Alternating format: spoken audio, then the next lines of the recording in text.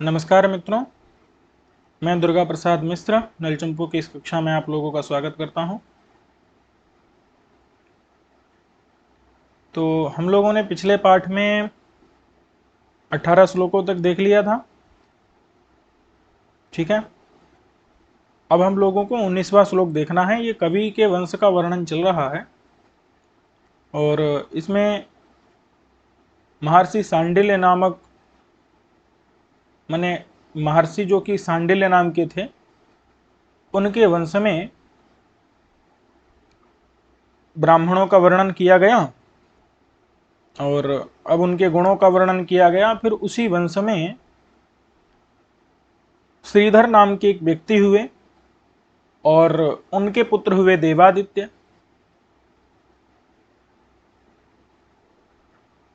सांडिल्य के वंश में कौन हुए? श्रीधर। श्रीधर के क्या हुए? देवादित्य। देवादित्य की जगह कई कई जगह नेमादित्य भी पाठ आता है। तो देवादित्य और देवादित्य से फिर हुए त्रिविक्रम। ठीक है, तो इसी को बता रहे हैं कि तेषां वंशे विशद यशसां श्रीधरस्यात्मजोऽभूत् देवादित्यः स्वमति विकसद् वेद विद्या विवेकः उत्कल्लोलां दिशि दिशि जनाः कीर्ति पीयूष सिंधुं यस्याद्यापि श्रवणपुटकैः कूणिताक्षाः पिबन्ति। ठीक है, तो तेषां वंशे विशद यशसां, यहाँ पर षष्ठ्यंत दो पद हैं, विशद यशसां तेषां। ठीक है, तो विशद, विशद मतलब फैला हुआ है। विशद यानी फैला हुआ है, निर्मल यश जिनका, ऐसे तेसाम। तेसाम माने उन लोगों के। किनका? किन उन लोगों के? तो पीछे हम बता चुके हैं ना, श्रूयन्ते चैत्र ब्रह्मविदो ब्राह्मणाः, यानी कि जो सांडिल्य वंश में उत्पन्न जो ब्राह्मण, उन ब्राह्मणों के वंश में विशद यशसाम माने निर्मल कीर्ति वाले उन ब्राह्मणों के वंश में। ठीक है, तेसाम, तो तेसाम यानी उन ब्राह्मणों के कुल में, उन ब्राह्मणों के कुल में। अब उन ब्राह्मणों का विशेषण क्या दिया? तो विशद यशसाम। विशद यानी निर्मल, यशसाम यानी कि कीर्ति वाले, जो कि निर्मल कीर्ति है जिनकी। तो ऐसी निर्मल कीर्ति वाले जो वो ब्राह्मण, उन ब्राह्मणों के कुल में कौन उत्पन्न हुए? एक श्रीधर नाम के कोई व्यक्ति उत्पन्न हुए और उन श्रीधर नाम के व्यक्ति जो थे उनका आत्मज, आत्मज कहते हैं पुत्र। आत्मज यानी पुत्र। ठीक है, तो श्रीधर के पुत्र अभूत माने हुए। श्रीधर के पुत्र हुए कौन? देवादित्य। देवादित्य नाम के जो विद्वान थे वो श्रीधर के पुत्र हुए। ठीक है, तो क्रम आपको ध्यान हो ही रहा है कि शांडिल्य वंश में श्रीधर नाम के हुए पहले, उनसे देवादित्य, देवादित्य से त्रिविक्रम। ठीक है, तो तेसाम माने विशद यशसाम, विशद यानी निर्मल यश वाले, विशद है यश जिनका, निर्मल कीर्ति है जिनकी, ऐसे निर्मल कीर्ति वाले तेसाम माने उन ब्राह्मणों के वंश यानी कुल में श्रीधर के आत्मजो अभूत, आत्मज यानी पुत्र, अभूत माने हुए कौन? देवादित्य। देवादित्य नाम के विद्वान। कैसे थे वो? तो कहते हैं कि स्वमति विकसद वेद विद्या विवेक। स्व, देवादित्य जो थे उन्होंने स्व, स्व माने अपनी, निज, निज अपनी मति में, मति यानी बुद्धि में, अपनी बुद्धि में विकसत मतलब कि उनकी जो बुद्धि थी उस बुद्धि में विकसत, विकसत मतलब है प्रकाशित हो गया है। विकसत मतलब प्रकाशित हो गया है। क्या प्रकाशित हो गया है? प्रकाशित हो गया है वेद विद्या का विवेक। जो वेद की विद्या है उस वेद की विद्या का विवेक जो है। विवेक मतलब क्या होता है? विवेक शब्द जो है ना, यहां पर ये वी उपसर्ग पूर्वक विचिर धातु से बना है और जिसका अर्थ होता है पृथक भाग, पृथक भाव। क्या होता है? पृथक, पृथक भाव, पृथक भाव। पृथक मतलब होता है अलग अलग करना। किसको अलग करना? क्या क्या सत है और क्या असत है। तो सत और असत का जो ज्ञान होता है उसी को क्या कहते हैं? विवेक कहते हैं।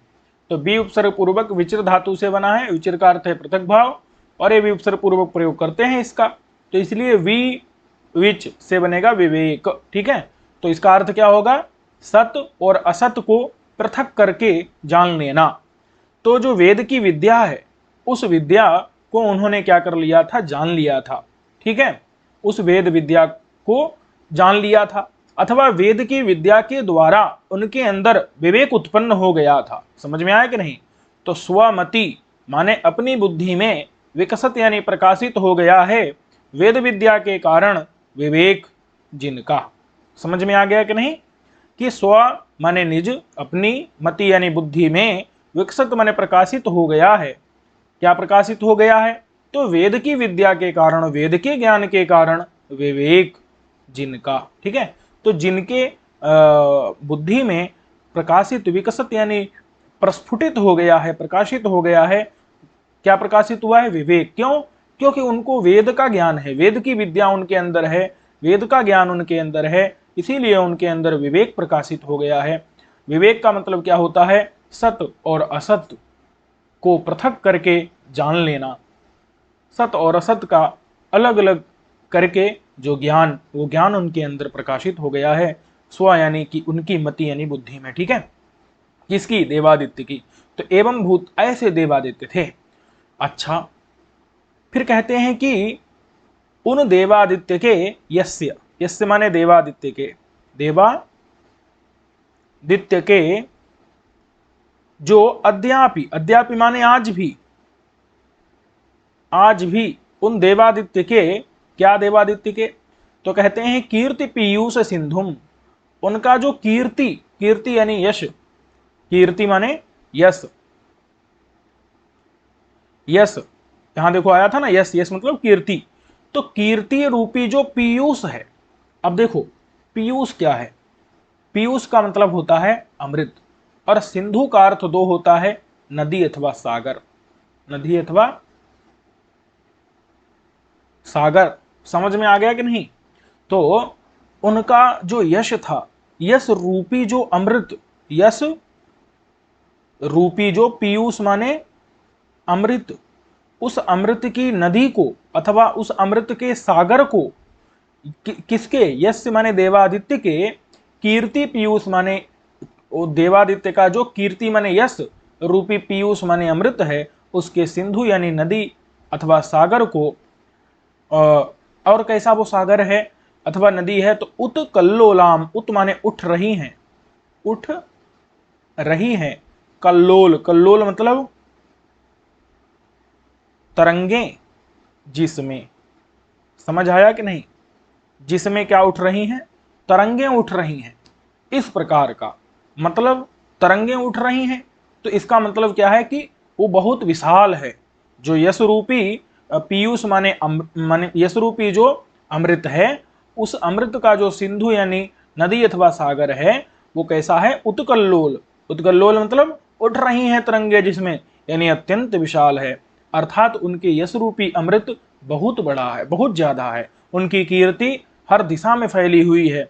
तो वही कह रहे हैं दिशि दिशि, दिशि दिश मतलब प्रत्येक दिशा में, प्रत्येक दिशा में। ठीक है, जनाह मतलब लोग।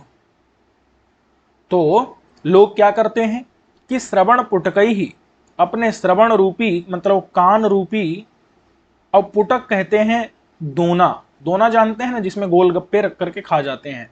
ठीक है, तो पुटक मतलब दोना कहते हैं। ठीक है, तो कान रूपी जो दोना, उन दोनों से। ठीक है, दोना मतलब जो दोने रहते हैं। ठीक है, तो उनके द्वारा आप जो है यहाँ पर क्योंकि पुटक मतलब होता है, पुटक मतलब देखिए दो चीजों को जो जोड़ करके बनाया जाए उसको कहते हैं पुटक। और जो दोना बनता था पहले, उसमें क्या करते थे? पत्ते से बना देते थे, दो पत्ते मिला दिए और उनका दोना बना देते थे। तो अभी तो जो है माने कागज इत्यादि का भी बन जाता है। तो क्या है कि श्रवण यानी कान रूपी जो पुटक यानी दोने हैं, उन दोनों से कूणिताक्षाः, कूणित कहते हैं, कूणित मतलब होता है बंद, कूणित मतलब क्या होता है, बंद। अक्ष, अब यहां पर जो है ये अक्षी शब्द है मूल रूप से, ठीक है। तो कूणित माने बंद हैं, अक्षी यानी आंखें जिनकी, ऐसे लोग, ठीक है। क्योंकि जब अत्यंत कोई स्वादिष्ट वस्तु का पान किया जाता है तो लोग आंख बंद करके और उसको क्या करते हैं, पेट भर के, मन भर के पीते हैं, ठीक है। अगर कोई क्या होता है, कोई अत्यंत स्वादु सुस्वादु स्वादिष्ट रस का कुछ लोग अगर पान करते हैं कोई लोग, तो क्या करते हैं, उसको मन भर के पीते हैं। तो वो अपनी आंख बंद करके और मन भर के, पेट भर के पीते हैं। तो इसीलिए बता रहे हैं कि कूणित मतलब बंद, कूणित माने बंद, और अक्ष मतलब अक्षी माने आंखें, तो बंद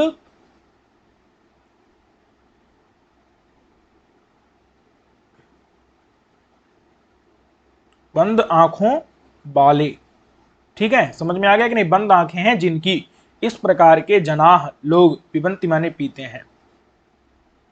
समझ में आ गया। आप देखिए अब, तो यहां पर अब थोड़ा समझना पड़ेगा।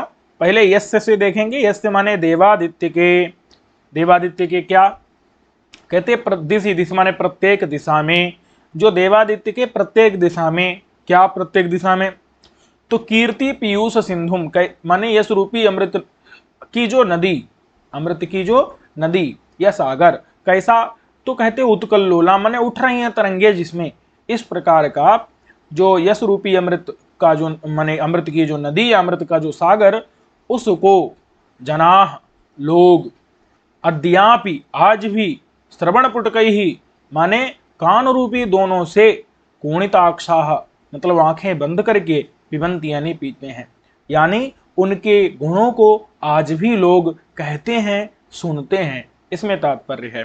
समझ में आ गया कि नहीं। उनके देवादित्य के गुणों को प्रत्येक दिशा में लोग आज भी कहते हैं और सुनते हैं। उनके जो गुण हैं, उनके जो यश हैं, वो यश क्या है, अमृत रूपी नदी है, अमृत की नदी है, अमृत के सागर हैं, और उनका यश आज भी जो है चारों तरफ माने बढ़ता ही जा रहा है, उसमें तरंगे उठ रही हैं, ठीक है, और उसको लोग अपने कान रूपी दोनों से पी रहे हैं। समझ में आ गया कि नहीं, कान रूपी दोनों से, और कूणिताक्षाः मतलब आंखें बंद करके, कूणित मतलब होता है बंद है, अक्षी यानी कि आंखें जिनकी, ऐसे कूणिताक्षाः जनाः अद्यापि पिबन्ति, आज भी जो है उनकी कीर्ति को आज भी कान से सुनते हैं, उसका पान करते हैं। बात समझ में आ गई कि नहीं।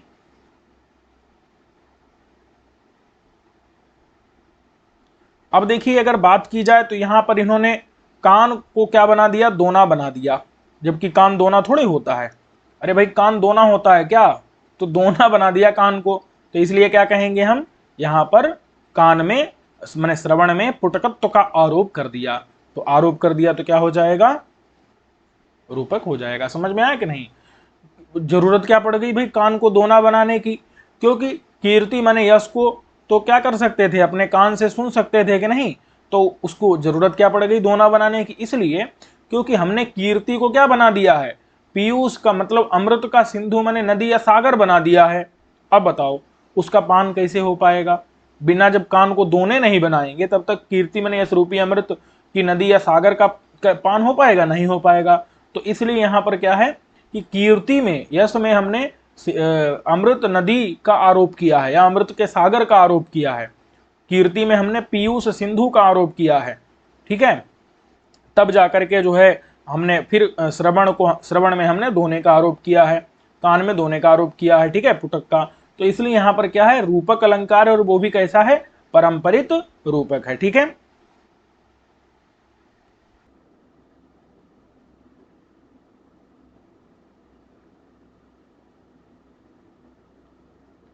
रूपक के कुछ भेद किए गए हैं।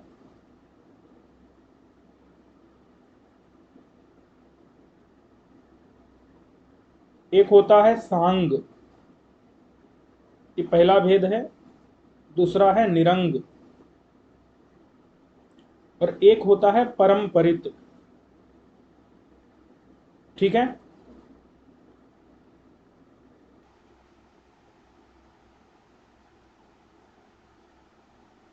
सांग रूपक दो प्रकार का होता है। एक होता है समस्त वस्तु विषय,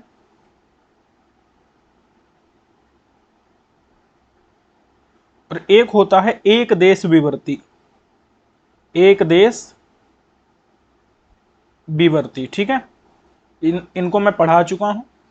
अब देखिए निरंग जो है वो दो प्रकार का होता है। एक होता है शुद्धा माने शुद्ध, एक होता है माला, ठीक है। अब जो है परमपरित की बात की जाए तो परमपरित चार प्रकार का होता है। पहले इसके दो भेद कर लेते हैं। एक श्लिष्ट और एक जो है अश्लिष्ट, अपने आप जोड़ सकते हैं। और इसमें प्रत्येक के दो भेद हो जाते हैं। एक होता है शुद्ध और एक होता है माला, ठीक है। ऐसे इसके भी शुद्ध और माला। अब इनमें जो परंपरित रूपक होता है, ये परंपरित शब्द बना कैसे है, तो परंपरा संजाता अस्य इति परंपरितम, ठीक है। यहाँ इतच हो जाता है प्रत्यय। तो परंपरा किसे कहते हैं, ये किस शब्द से बना है, परंपरा से। परंपरा जहां पर हो जाए, परंपरा किसे कहते हैं, परंपरा कहते हैं कार्य कारण संबंध को, ठीक है। तो कार्य कारण संबंध यहां पर है, क्यों, क्योंकि कीर्ति को, यश को अमृत का सागर माने बिना माने कान को दोना नहीं बांध सकते। तो कान को दोना मानने के प्रति कीर्ति को अमृत का सागर मानना जरूरी है, ठीक है। तो इसीलिए यहां पर ये जो है कारण है और ये जो है यहाँ का रूपक, ये रूपक कार्य है। तो क्या हो जाता है, यहाँ परंपरित हो जाता है, ठीक है। कई बार आप परंपरित रूपक का नाम सुनेंगे तो ये ऐसे समझा जा सकता है, ठीक है। चलिए अब देखिए यहां पर जो छंद है वो थोड़ा सा बदल रहा है, चर्चा कर लेते हैं।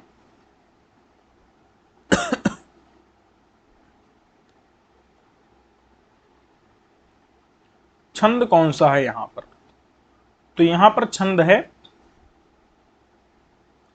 मंदाक्रांता, ठीक है। मंदाक्रांता छंद है। लक्षण क्या है इसका, मंदाक्रांता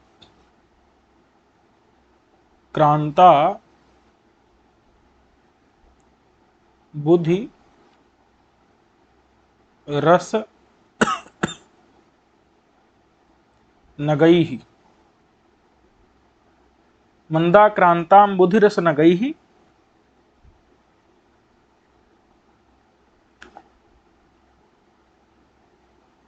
मऊ, एक मिनट,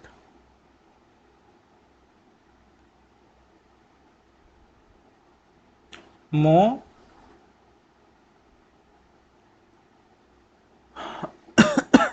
मो भनौ गौ युग्मम, ठीक है। तो मंदाक्रांता अंबुधि रस अंबुधिरस नगैहि और मो भनौ गौ युग्मम, ठीक है। तो देखिए यहां पर अगर गणों की बात की जाए तो देख लेते हैं मंदाक्रांता। तो देखिए मंदा में ये जो है आगे संयुक्त अक्षर होने से क्या है, गुरु है, ये भी गुरु है, और क्रा ये भी गुरु है, फिर ये जो ता है ये भी गुरु है। अब देखिए यहां पर संयुक्त अक्षर मां और बा है, लेकिन क्या ऊ के बाद में संयुक्त है, नहीं है। तो इसलिए ये लघु हो जाएगा, धी ये लघु हो जाएगा, र लघु, स लघु, न लघु, गई ही ये देखिए गुरु हो गया, मो गुरु, भ लघु, ये गुरु गुरु लघु। अब देखिए युग्मम में आगे चूंकि संयुक्त अक्षर है इसलिए क्या होगा, गुरु। और अंतिम में जो मम यहां पर आगे आधा अक्षर है इसलिए पूर्व में जो मां है ये हो जाएगा गुरु, ठीक है। अब हम कैसे निकालते हैं आपको पता है, यमाता राजभान सलगा, ठीक है। अब देखिए ये तीन क्या हैं, तीन लगातार गुरु हैं, तो यहां से हम देख सकते हैं मा ता रा, यानी पहले पहला कौन सा गण रहेगा, मा ता रा, ठीक है। अब देखिए दूसरे गण में हमको यहां से देखना है, पहला गुरु फिर दो लघु होने चाहिए, तो पहला गुरु फिर दो लघु होने चाहिए, तो देखिए यहां से भानस हो रहा है कि नहीं, तो क्या हो जाएगा भा न स, ठीक है, ये भगण हो गया। फिर अगर आगे की बात की जाए तो यहां पर देखिए तीन लघु दिख रहे हैं, तीन लघु, तीन लघु कहां पर है, न स ल, तो न स ल, ठीक है। फिर देखिए पहले के दो गुरु रहेंगे और अंतिम का लघु रहेगा, तो दो गुरु और अंतिम लघु, एक मिनट,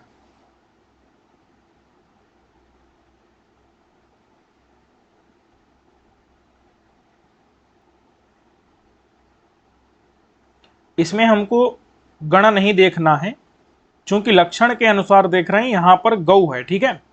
तो हम क्या कर लेते हैं, गौ का मतलब यहां पर देखिए द्विवचन का प्रयोग किया है, तो द्विवचन होने से क्या होगा, दो गुरु, तो हम यहां पर प्रयोग करेंगे गा का, गा गा, ठीक है। और फिर है य युग्मम, माने यगण का, युग्म माने जोड़ा, तो य मतलब यमाता, य मा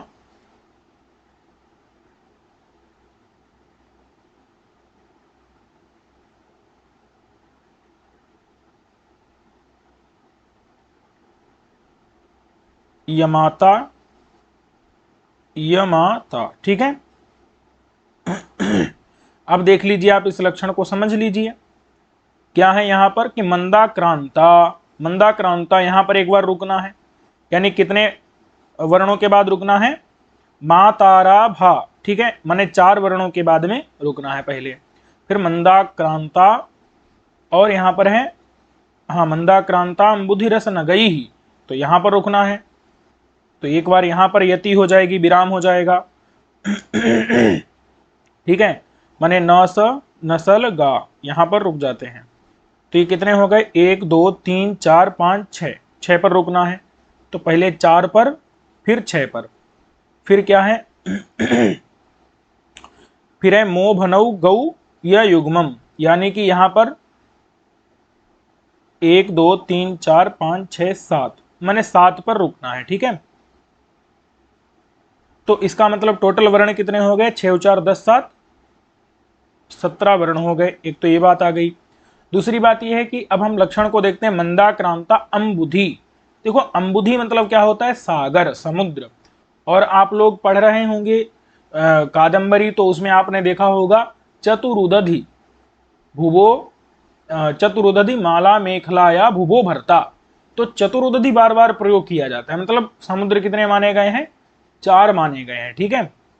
तो इसलिए अम्बुधि, अम्बुधि मतलब समुद्र, और समुद्र कितने हैं, चार, तो देख लीजिए समझ में आ गया कि नहीं, अम्बुधि माने समुद्र कितने हैं, चार, तो चार पर पहले रुकना है। फिर रस, रस कितने हैं, तो रस कितने माने गए हैं, 6 रस माने गए हैं, यहाँ काव्य शास्त्र के अनुसार नहीं देखना है, इसमें तो 9 10 इत्यादि भी हैं, लेकिन न्याय शास्त्र इत्यादि के अनुसार देखें तो कटु अम्ल इत्यादि कितने रस माने गए हैं, 6 रस माने गए हैं, ठीक है, षड रसा, तो 6 रस माने गए हैं। अब आती है बात नग, नग मतलब होता है न गच्छति थे नगह, नगह यानी पर्वतः, तो पर्वत कितने माने गए हैं, कुल पर्वत, तो कुल पर्वतों को मैंने सर्च किया था गूगल पर, माहेन्द्रो मलयः सहियः शुक्तिमान ऋक्षवान अपि विंध्यश्च पारिपत्रश्च इत्येते कुल पर्वताः, तो एक है महेंद्र हो गया, मलय, सह्य, शुक्तिमान, ऋक्षवान, विंध्य और पारिपात्र, ये जो है कितने हैं, 7 कुल पर्वत माने गए हैं, तो इसलिए यहां पर जो है 7 क्या है, कुल पर्वत हैं। ठीक है, तो इसलिए यहां पर नग लिख दिया, नग से क्या लेने हैं, कुल पर्वत, जो कि 7 हैं, अर्थात नग शब्द किसका बोधक होगा, 7 का। तो अंबुधि पर रुकना है पहले, यानी 4 पर रुकना है, फिर रस यानी 6 पर रुकना है, फिर नग यानी 7 पर यति है। ठीक है, विराम है। अब गणों की व्यवस्था की बात की जाएगी तो पहले मह, देखिए यहाँ द्विवचन नहीं है क्या, यहाँ मह मतलब एक मगण होगा, तो देखिए मगण हो गया कि नहीं, मातारा।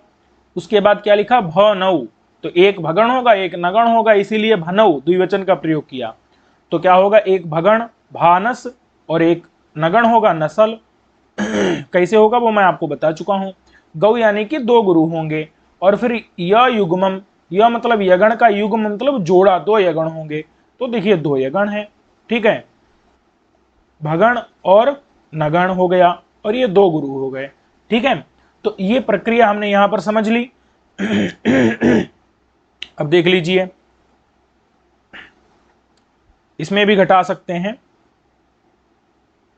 मगण रहेगा, फिर भगण रहेगा, फिर नगण रहेगा, 2 गुरु रहेंगे और 2 यगण रहेंगे। ठीक है,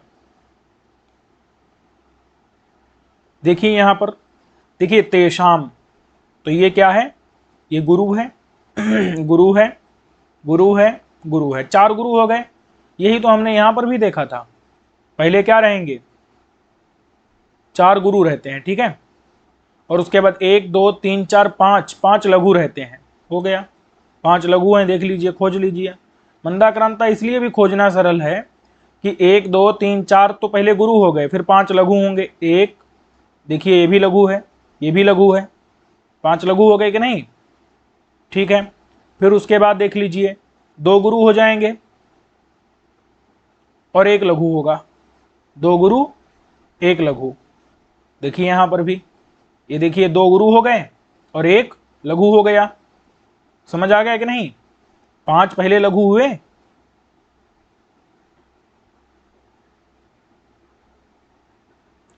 पहले हो गए 4 गुरु, फिर 5 लघु, अब वो पूरा गण बन जाएगा, गण की व्यवस्था बन जाएगी कि नहीं। तो उसके बाद जो है 2 गुरु 1 लघु, और फिर 2 गुरु 1 लघु, फिर 2 गुरु, यही पूरा क्रम यहां पर भी है, 2 गुरु 1 लघु।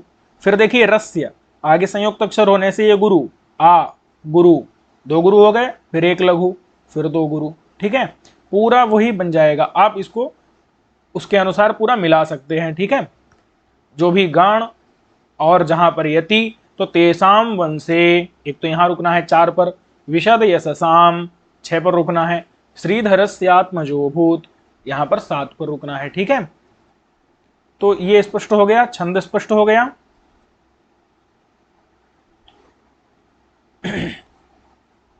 चलिए अब हम लोग आगे देख लेते हैं। तो तैस्तैहि आत्मगुणैर्येन त्रिलोक्यास्तिलकायितम तस्मादस्मि सुतो जातो जाड्यपात्रम त्रिविक्रमः। कहते हैं तैहि तैहि, उन जो कि माने प्रत्येक दिशा में विख्यात गुण थे। किसके गुण थे, श्रीधर के पुत्र देवादित्य के। तो आत्मगुणैहि, तैहि तैहि मतलब उन मतलब उन मतलब प्रसिद्ध। देखिए जब बार बार तई ही तही आ जाए तो उसका अर्थ क्या होता है, प्रसिद्ध। तो तई ही तही का अर्थ क्या निकलेगा, प्रसिद्ध। जब 2 बार आ जाए ना तई ही तो इसका मतलब आप हिंदी में उसका अनुवाद अगर उन करेंगे तब तो फिर गड़बड़ हो जाएगा। तो जो तई ही तही का अर्थ क्या निकलेगा, प्रसिद्ध। जो आत्म मतलब अपने, गुण ही मतलब गुणों से, जो प्रसिद्ध अपने गुण थे उन गुणों से, येन मतलब देवादित्य ने, जिसने मतलब देवादित्य ने, त्रिलोक्या तिलकायितम, त्रिलोकी का, त्रिलोकी यानी कि तीनों लोक, तीनों भुवन। तो त्रिलोकी के तिलकायितम, तिलकायितम का अर्थ है तिलक के समान आचरण किया। अब देखिए जो तिलक होता है ना, वो शोभा बढ़ाने वाला होता है, शरीर की शोभा को बढ़ा देता है तिलक। उसी प्रकार से त्रिलोकी की शोभा को बढ़ा रहे थे देवादित्य, तो इसीलिए क्या लिखा, तिलकायितम। तिलकायित मतलब होता है तिलक के समान। त्रिलोक्याः माने तीनों लोकों के, तिलक, तिलकायितम मतलब है तिलक के समान, तिलक के सदृश। समझ में आ गया कि नहीं। त्रिलोकी के माने तीनों लोकों के तिलकायतम यानी तिलक के समान आचरण किया, यानी कि जैसे तिलक शोभा बढ़ाता है उसी प्रकार से ये यानी देवादित्य ने तही माने उन प्रसिद्ध आत्मगुण ही अपने गुणों के द्वारा त्रिलोक्या माने तीनों लोकों के तिलक के समान आचरण किया या तिलक के सदृश हो गए।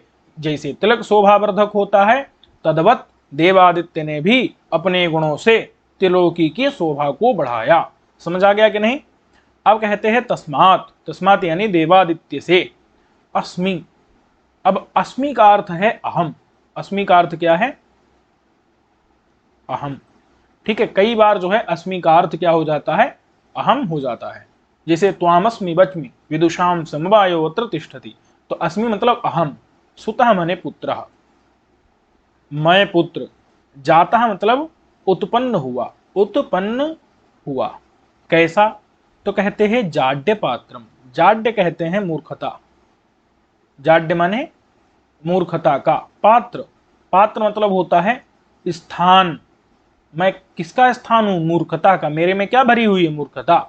तो तस्मात माने उन देवादित्य से, तस्मात माने देवादित्य से, अस्मि माने अहम, सुता माने पुत्र, जाता उत्पन्न हुआ। कैसा? तो जाड्य पात्रम मतलब कि मूर्खता का पात्र यानी स्थान। और किस नाम वाला? तो त्रिविक्रम नाम वाला। ठीक है, त्रिविक्रम नामक। समझ में आ गया कि नहीं? तो त्रिविक्रम नाम वाला जाड्य पात्र मतलब मूर्खता का स्थान जिसके अंदर मूर्खता भरी हुई है। पात्र माने स्थान होता है, जाड्य मतलब मूर्खता। और मैं जाता उत्पन्न हुआ हूं, सुतः माने पुत्र, तस्मात माने देवादित्य से, अस्मि माने अहम माने मैं। ठीक है, चलिए अब कह रहे हैं कि सोहम हंसायितुम मोहात बकः पंगुर यथेच्छति मंदधीस्तद्वदिच्छामि कवि वृंदारकायितुम। सह माने वह, वह कैसा? वह मूर्खता का पात्र जिसके अंदर मूर्खता कूट कूट करके भरी हुई है, मंदता जड़ता कूट कूट करके जिसके अंदर भरी हुई है। सह माने वह, अहम माने मैं, ऐसा मैं। हंसायितुम, हंसायितुम का मतलब क्या है? हंस के समान आचरण करना चाहता हूं। ठीक है, हंसायितुम का मतलब क्या है? हंस इव आचरणम कर्तुम वांछामि, हंस के समान मैं आचरण। अब देखो, हंस से तुलना कर रहे हैं और माने हंसायितुम माने हंस के समान। जैसे हंस क्या होता है? हंस का आचरण किसकी अपेक्षा? बक की अपेक्षा। बक मतलब होता है बगुला। तो जैसे बगुला, कैसा बगुला? पंगु यानी लंगड़ा बगुला। तो एक लंगड़ा बगुला, उसका वो आचरण हंस के समान करना चाहता है। क्यों? क्योंकि हंस का आचरण श्रेष्ठ होता है। हंस क्या है? श्रेष्ठ माना गया है। तो उसी प्रकार से मैं भी हंस के समान क्या करना चाहता हूं? अपने आप को कवियों के समूह में श्रेष्ठ, या फिर मैंने रत्न की तरह कवियों के समूह में मैं उत्तम कवि की तरह आचरण करना चाहता हूं। ठीक है, तो हंसायितुम मतलब हंसवद आचरितुम, हंस की तरह, हंस के तुल्य आचरण करना कौन चाहता है? मोहात माने अज्ञान से, अज्ञान से, मूर्खता से। बका मतलब होता है लंगड़ा, लंगड़ा पंगु, अरे भाई उल्टा ही बोल रहा हूं। बका मतलब बगुला और क्या है? पंगु, पंगु मतलब लंगड़ा। यथा मतलब जैसे, इच्छति माने चाहता है। ठीक है, जैसे एक लंगड़ा बगुला मोहात माने अज्ञान से, हंसाई तो मतलब हंस के समान आचरण करना। ठीक है, तो हंसायितुम का मतलब होता है हंस के समान आचरण करना। यथा माने जैसे, मोहात माने अज्ञान के कारण, वका माने बगुला, पंगु माने लंगड़ा, इच्छति माने चाहता है। ठीक है, मंद धी, मंद मतलब है मूर्ख, धी यानी बुद्धि है जिसकी, ऐसा कौन हुआ? अहम। ठीक है, मंद है, धी यानी बुद्धि, तो मंद बुद्धि वाला। मंद धी मतलब होता है बुद्धि, मंद बुद्धि वाला। अहम माने मैं, सह माने वही, पूर्वोक्त जैसे जाड्य पात्रम। ठीक है, तद्वत, तद्वत माने हंस की तरह, बगुले की तरह। जैसे बगुला क्या करता है? हंस के समान श्रेष्ठ उत्तम आचरण करना चाहता है, उसी प्रकार से मैं भी उत्तम बनना चाहता हूं। तद्वत माने उस बगुले की तरह, पंगु यानी कि लंगड़े, बकह माने बगुले की तरह, इच्छामि चाहता हूं। क्या चाहता हूँ? कवि वृंदारकाय तुम, जो कवि वृंद, कवियों का जो वृंदारक यानी कि कवियों में जो श्रेष्ठ, उस श्रेष्ठ की तरह मैं आचरण करना चाहता हूं। ठीक है, कवि वृंदारक मतलब क्या होता है? कवि श्रेष्ठ। और कवि वृंदारकाय तुम मतलब कवि श्रेष्ठ के समान आचरण करना। ठीक है, श्रेष्ठ कवि की तरह आचरण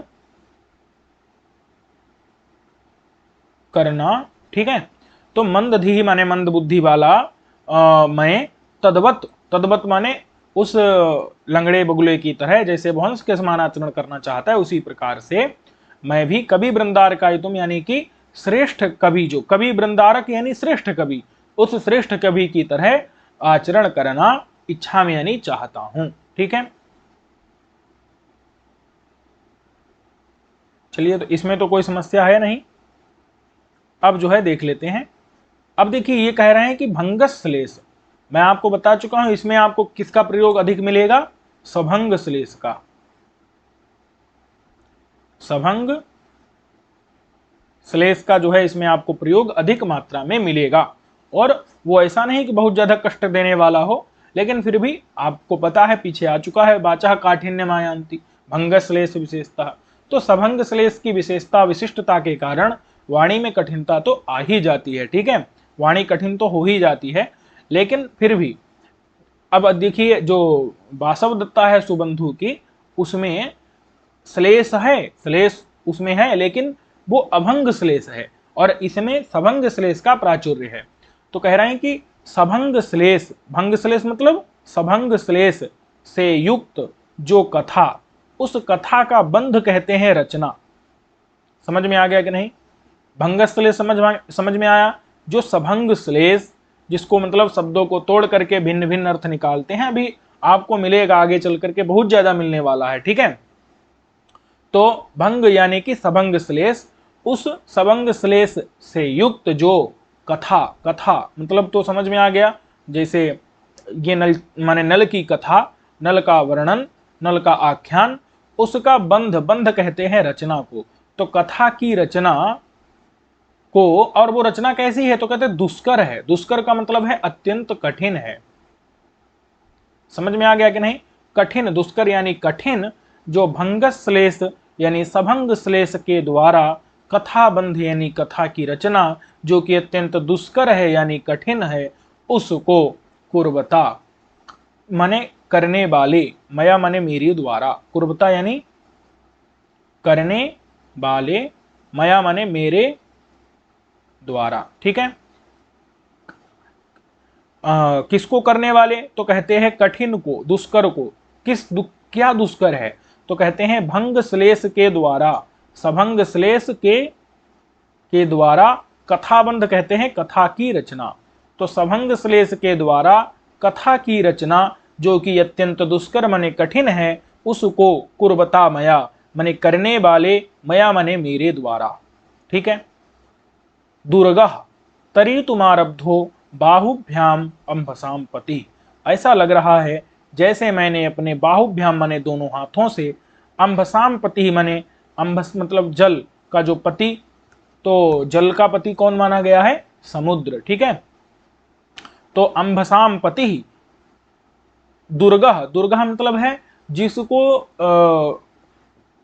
मतलब पार नहीं किया जा सकता। ठीक है, दुर्गम, दुर्गह मतलब दुखेन गम्यते, यह सह दुर्गह, दुर्ग उसे कहते हैं दुखेन प्राप्यते, दुखेन गम्यते, जिसको बड़े दुख से, बहुत कष्ट से, यानी कि दूसरे शब्द में कह लो कि जिसको नहीं पाया जा सकता, जिसको नहीं पार किया जा सकता। ठीक है, तो दुर्गह, दुर्गह मतलब दुर्गम, दुर्गम। ठीक है, और दुर्गम कौन दुर्गम? तो कहते हैं अंबसाम पति माने जल का जो पति। ठीक है, कौन हो गया? समुद्र। उस समुद्र को तरीतुम आरब्ध, तरीतुम मतलब तैरना, तैरना, तैरना मतलब पार करना, तैर करके पार करना। आरब्ध मतलब शुरू कर दिया, शुरू कर दिया। किसके द्वारा तैरना? क्या किसी विशाल जहाज के द्वारा? विशाल जहाज के द्वारा तो सागर पार किया जा सकता है, लेकिन क्या बाहुभ्याम, बाहुभ्याम मतलब बाहों के द्वारा, बाहों के द्वारा। अब बताओ, जो समुद्र है, उस समुद्र जो कि दुर्गम है, उसको तरीतुम माने तैरना, आरब्धा माने शुरू कर दिया है, किसके द्वारा? बाहुभ्याम माने बाहों के द्वारा शुरू कर दिया। समझ में आया कि नहीं? इनको ये कह रहे हैं त्रिविक्रम भट्ट की भंग श्लेष माने सभंग श्लेष के द्वारा कथाबंध यानी कथा की रचना को, जो कि अत्यंत दुष्कर है, कठिन है, उसको कुर्बता मैंने करने वाले मया माने मेरे द्वारा ऐसा लग रहा है कि मैंने इस कथा को न करके क्या कर दिया हो, अपनी बाहों के द्वारा समुद्र को जो कि अत्यंत दुर्गम है उसको मैंने तैरना शुरू कर दिया हो, तैर करके उसको पार करना शुरू कर दिया हो। ठीक है, इतना समझ में आ गया कि नहीं? श्लेष का मतलब यह होता है जहां पर दो अर्थ एक ही शब्द में क्या हो जाते हैं, चिपक जाते हैं। ठीक है, दो अर्थ जहां एक ही शब्द में श्लिष्ट हो जाते हैं, श्लिष्ट हो जाते हैं मतलब अंदर छिप जाते हैं, एक ही शब्द के अंदर दो या और भी अधिक अर्थ छिप जाते हैं, तो उसको क्या कहते हैं? श्लेष कहते हैं।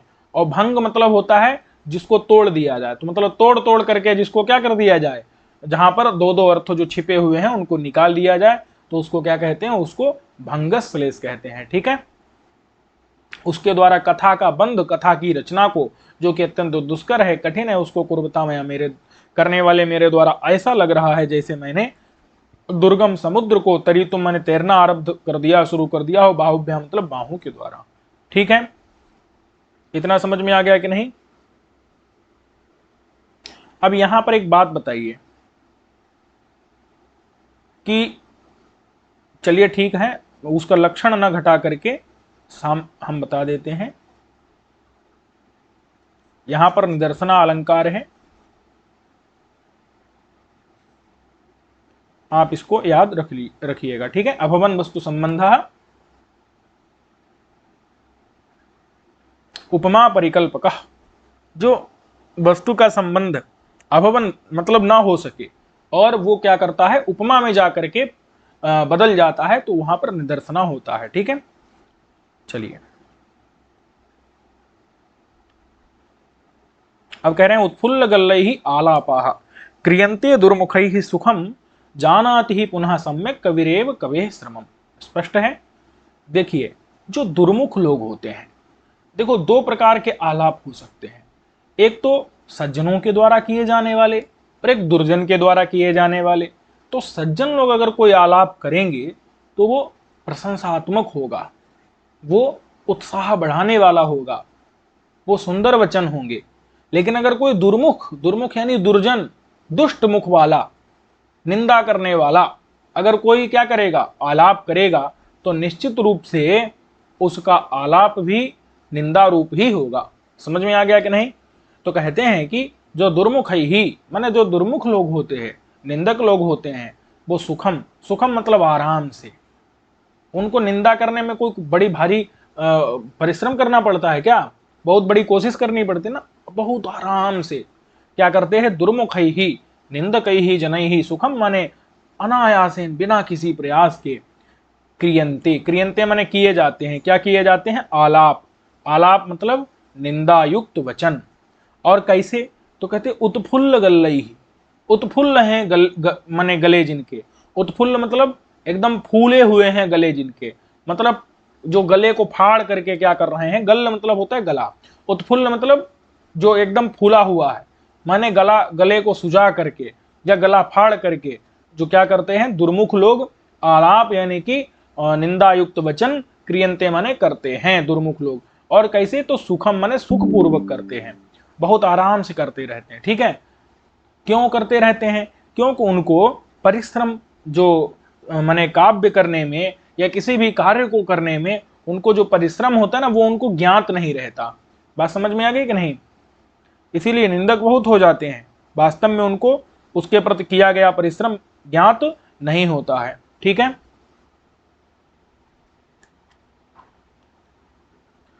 तो आलाप दोनों प्रकार के होते हैं, निंदा रूप भी प्रशंसा रूप भी। बस दुष्ट करेगा तो वो निंदा रूप होगा, और अगर सज्जन करेगा तो प्रशंसा रूप होगा, उत्साहवर्धक होगा। ठीक है, तो वही बता रहे हैं कि उत्फुल्ल गल्लई ही दुर्मुख ही, जिनके गले जो है माने फटे हुए हैं, ऐसे दुर्मुखों के द्वारा सुखम माने आराम से, आलाप माने निंदा रूपी वचन, क्रियंते माने किए जाते हैं। ठीक है, वो निंदा रूपी वचन करते रहते हैं, यानी आलोचना करते रहते हैं। लेकिन जानाति ही पुनः सम्यक कविरेव कवेह श्रमम, कह रहे हैं कि पुनः, पुनः माने लेकिन, पुनः माने लेकिन, ही माने निश्चित रूप से, निश्चित रूप से, जानाति जानता है, कविरेव कवि ही, सम्यक माने अच्छे से, सम्यक माने अच्छे से, कवि ही, कवि ही कवेह श्रमम, कवि के श्रम यानी परिश्रम को, परिश्रम को समझ में आ गया कि नहीं, कि कवि यानी विद्वान, काव्य का निर्माता, पंडित, वही कवि के परिश्रम को सम्यक माने अच्छे से जानाति जानता है। बात समझ में आ गई कि नहीं, कि निंदा कौन कर पाता है, जिसने वास्तव में उस कार्य के प्रति अपना कुछ भी बलिदान नहीं दिया है, जो उस कार्य के प्रति अपना कुछ भी त्याग नहीं किया है, समर्पण नहीं किया है, उसके प्रति परिश्रम जिसने नहीं किया है, वही निंदा कर पाता है। जिसने परिश्रम करके किसी वस्तु का निर्माण किया होता है तो वो उसकी निंदा नहीं सह सकता, उसकी निंदा वो नहीं कर सकता। बात समझ में आई कि नहीं। कोई अत्यंत परिश्रम से खाना बनाए और हम उसमें भी कुछ निकाल दें, दोष निकाल दें, तो ये जो है मतलब कौन कर सकता है, कोई दुर्जन ही कर सकता है। अगर अपने आप उसके द्वारा बनाया गया होता तो क्या वो उसकी निंदा को सहन कर सकता था, या उसकी निंदा को कर सकता था, नहीं कर सकता था। इसलिए यहाँ पर जो है कवि ही कवि के परिश्रम को सम्यक माने अच्छे से जानता है, कि मतलब निश्चित रूप से, पुनः यानी लेकिन, लेकिन का मतलब ये लेकिन ऊपर से जुड़ेगा कि दुर्जन लोग निंदा करते हैं, लेकिन जो काव्य निर्माण करने वाले लोग होते हैं वही काव्य निर्माण करने वाले के परिश्रम को अच्छे से जानते हैं। ठीक है,